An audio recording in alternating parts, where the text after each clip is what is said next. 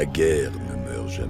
Salut à tous, c'est Sokfuni97, j'espère que vous allez tous bien. Aujourd'hui on se retrouve sur Fallout 76, 76 ou encore 76, et comme vous l'avez vu au titre et à la miniature, je vais vous parler des différents gameplays de jeu, à savoir l'humain et la goule. Je vais donc dans cette vidéo vous faire le comparatif entre ces deux gameplays, en citant les avantages de chacun ainsi que leurs inconvénients. D'ailleurs, pendant que j'écrivais cette vidéo, j'ai eu une idée. Vous le savez, quand on débute le jeu, on commence en humain en sortant de l'abri 76. Plus tard, il vous faudra faire une quête pour devenir une goule. Mais pourquoi ne pas choisir dès le début, au lancement du jeu, si on veut être un humain, et donc sortir de l'abri 76, ou plutôt être une goule. Et à ce moment-là, apparaître dans les collines radieuses, dans une décharge ou pas loin d'un lac radioactif, par exemple. N'hésitez pas dans les commentaires à me dire si mon idée est bonne, oui ou non. En tout cas, ça pourrait être assez intéressant. Cette vidéo m'a demandé beaucoup de temps et de travail. Alors, n'hésitez pas à la liker, cela récompenserait mon travail et cela me ferait extrêmement plaisir. Je remercie celles et ceux qui le feront. Et sans plus tarder, commençons cette vidéo. Et nous commençons avec, évidemment, le gameplay classique, l'humain. L'humain, il y a deux façons de le jouer. La première façon, c'est de le jouer en full life, avec le maximum de PV possible. Et la deuxième manière, c'est de le jouer low life, mais qui apporte, en contrepartie, de très bonnes statistiques. Je vais donc comparer tout d'abord l'humain full life. Alors l'humain full life, c'est vraiment le personnage qu'on obtient en sortant de l'abri 76, en commençant le jeu, et qui est vraiment un gameplay pour débutants. Car oui, il y a un avantage, c'est que vous avez des points de vie, et donc vous avez plus de chances de survie lors de vos combats. En contrepartie, vous faites moins de dégâts qu'un gameplay humain low life, ainsi que moins de statistiques. Certains joueurs préfèrent jouer en humain full life parce que c'est une habitude et parce qu'ils ont un gameplay qui leur convient parfaitement avec leur build et leur manière de jouer à eux, mais certains, et là vous allez voir que la communauté 76 regorge d'idioties, c'est que certains joueurs ne veulent pas passer en ghoul et donc rester en humain full life pour l'esthétique du personnage. Oui, d'accord, c'est visuel. Est-ce que réellement ça a une conséquence? Non. Et donc, comme vous l'aurez compris, certains joueurs s'auto-nerfent. Et ça, malheureusement, eh bien, c'est dommage. C'est comme ça qu'après, que certains joueurs, à plusieurs, font un raid en 20 ou 30 minutes. Ce qui est quand même assez long. Le raid, pour ceux qui ne savent pas, est un contenu hit-game. Donc, en résumé, l'humain full life est un gameplay de débutant et qui est, je vous avoue, en tout cas pour ceux qui débutent le jeu, une bonne base pour commencer ce jeu. Il est toujours possible, par après avoir fait le build, certaines quêtes, rassembler suffisamment de ressources, armes, armures, etc., de passer en low life. Et rien n'empêche de le faire après. Continuez sur ce gameplay par la suite, et je vous avoue, pas très utile. Spoiler alert, le gameplay humain full life, parmi les trois de ce jeu, est le moins bon des trois. Mais la réelle évolution de full life humain, c'est de passer en ghoul. Oui, l'aspect est pas beau, c'est vrai que la peau est fripée. C'est vrai que pour le RP, c'est un peu moche. Mais si on met toutes ces futilités de côté, c'est l'évolution qui permettra justement d'acquérir une énorme résistance ainsi que d'excellents dégâts. Maintenant que j'ai terminé avec le gameplay humain full life, je vais donc passer à la deuxième manière de jouer l'humain, c'est de le jouer en 100. Le terme 100 désigne low life, joué à l'époque l'effet légendaire en première étoile 100. L'humain low life est constitué de très peu de vie, à environ 20% de vie. Ainsi, le peu de vie peut être tenu grâce aux radiations. Oui, car dans ce jeu, vous vous en doutez, on peut avoir des radiations. Et là, je m'adresse aux nouveaux joueurs, ou ceux qui ne connaissent pas le jeu. Pour tenir une vie très basse, sans que les PV remontent en vous mettant un sneak pack, eh bien, il vous faut acquérir des radiations et avoir une petite barre rouge sur votre barre de vie. Celle-ci permettra à votre vie de ne pas remonter trop haut. Évidemment, pour l'enlever, il vous suffit simplement d'enlever vos radiations avec un radaway ou une douche de décontamination. Alors, les avantages de jouer en low life, c'est évidemment d'avoir de très bons dégâts, surtout si vous jouez avec rigide. Vous pouvez aussi jouer en consolidation, mais évidemment le meilleur c'est de jouer en rigide. Première étoile d'une armure légendaire. Cela augmentera considérablement vos dégâts, bien plus qu'en jouant en full life humain, ainsi que vos statistiques. Car oui, rigide augmente vos statistiques de spécial, force, perception, charisme, intelligence, agilité et chance, de plus 3 points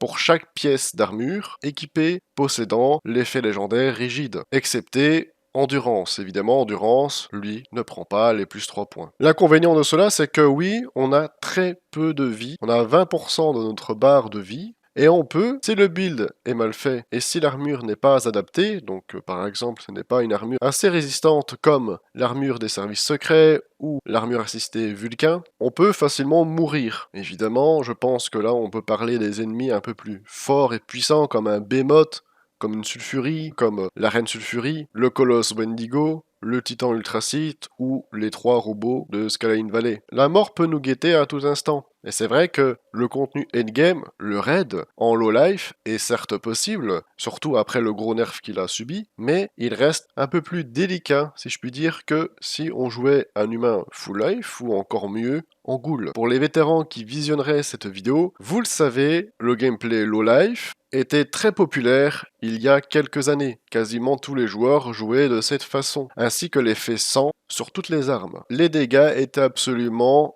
insane. C'était bien avant l'apparition de la ghoul. C'était vraiment le gameplay le plus prisé. Si bien géré, celui-ci pouvait venir à bout de tous les boss, encore actuellement d'ailleurs, sans la moindre difficulté et avec une très grande rapidité. À l'heure d'aujourd'hui, il y a encore énormément de joueurs qui jouent en low life, qui préfèrent jouer humain plutôt que ghoul, pour les inconvénients que la ghoul possède, nous verrons cela par après. Dans les commentaires, n'hésitez pas à me dire quel gameplay vous jouez, humain, full life ou low life, ou bien en ghoul. Donc en résumé, le gameplay humain en low life est extrêmement puissant. Si celui-ci a un bon build, n'hésitez pas à venir sur mon serveur Discord si vous en cherchez, et j'ai même réalisé des vidéos à ce sujet, n'hésitez pas à les visionner également. Ainsi qu'un bon équipement comme une bonne armure avec de bons effets légendaires dessus et une bonne arme, vous pouvez aisément plier le jeu. Donc pour ma part, le gameplay low life reste quand même un gameplay assez compliqué à jouer. Quand on connaît pas le jeu et ses aspects, il est préférable de rester en full life, le temps d'apprendre et de prendre connaissance de tout ce qu'il y a à savoir, pour ne pas se retrouver justement en low life et de mourir à chaque fois que vous rencontrez un ennemi. Passons maintenant au troisième gameplay, et donc là on quitte l'aspect humain, gameplay par rapport aux deux précédents assez récent. Un gameplay qui se joue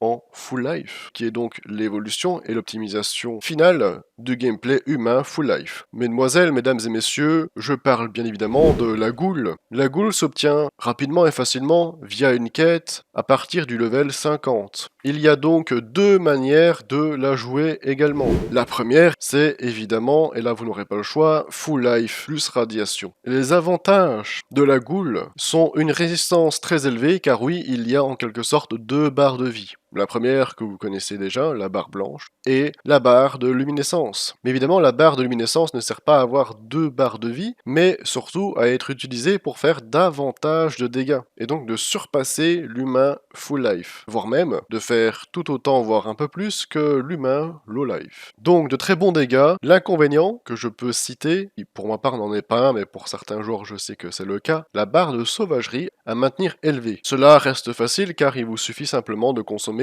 des drogues. Oui, vous allez me dire que les drogues peuvent donner des dépendances. Il y a quelque chose que vous pouvez prendre et qui vous donnera jamais d'addiction. Je parle bien évidemment du Radaway, car en vous équipant de la carte régime médicamenteux de manière temporaire et en consommant donc des Radaway, cela, certes, baissera considérablement et réduira à zéro votre barre de luminescence, mais votre barre de sauvagerie, quant à elle, remontera au maximum, sans risque d'attraper une addiction. Et ainsi, remonter votre barre de luminescence en consommant un consommable radioactif, le meilleur d'entre tous, la matière visqueuse qu'on obtient à Westec. En devenant une ghoul, vous obtenez également de nouvelles cartes, et certaines justement vous permettront d'infliger davantage de dégâts avec votre barre de luminescence. Vous avez également deux cartes légendaires supplémentaires. Et l'un des désavantages de passer en ghoul, c'est que certaines cartes ne peuvent plus être utilisées, notamment quelques-unes dans la catégorie endurance. Mais ne vous inquiétez pas, généralement ce ne sont pas des cartes très bien importantes non plus. Autre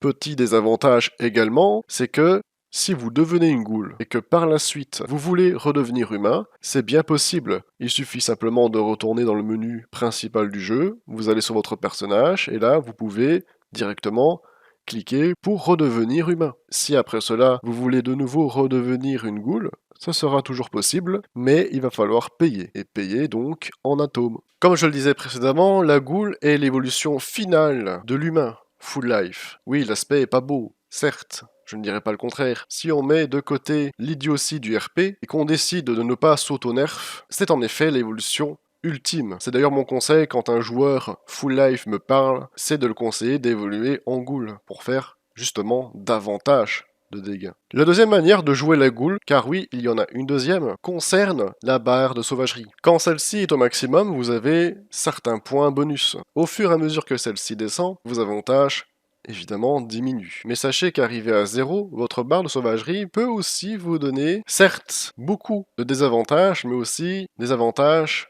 particulier. L'un des plus gros désavantages, évidemment, restera le fait d'avoir une précision vraiment très nulle. Absolument aucune balle en SVAV ne passera, avec une précision vraiment médiocre, proche de 0, mais des avantages considérables au corps à corps, même si rares sont les joueurs qui jouent de cette façon. Si vous en faites partie, dans les commentaires, n'hésitez pas à faire un petit coucou. Cela reste intéressant pour un gameplay promenade. C'est donc la fin de cette vidéo, j'espère que celle-ci vous aura plu. Dans les commentaires, n'hésitez pas à me dire ce que vous en pensez, à me dire quel gameplay vous jouez, de quelle manière vous jouez, et ce que vous préférez. Dans la description, vous retrouverez mon serveur Discord, l'abri 97. Vous êtes les bienvenus. Dans la description, vous retrouverez ma chaîne Twitch, n'hésitez pas à passer, je suis en stream quasiment tous les soirs, n'hésitez pas à passer et me faire un petit coucou. Abonnez-vous à ma chaîne YouTube si cela n'est toujours pas fait, et comme d'habitude, il me reste plus qu'à vous dire...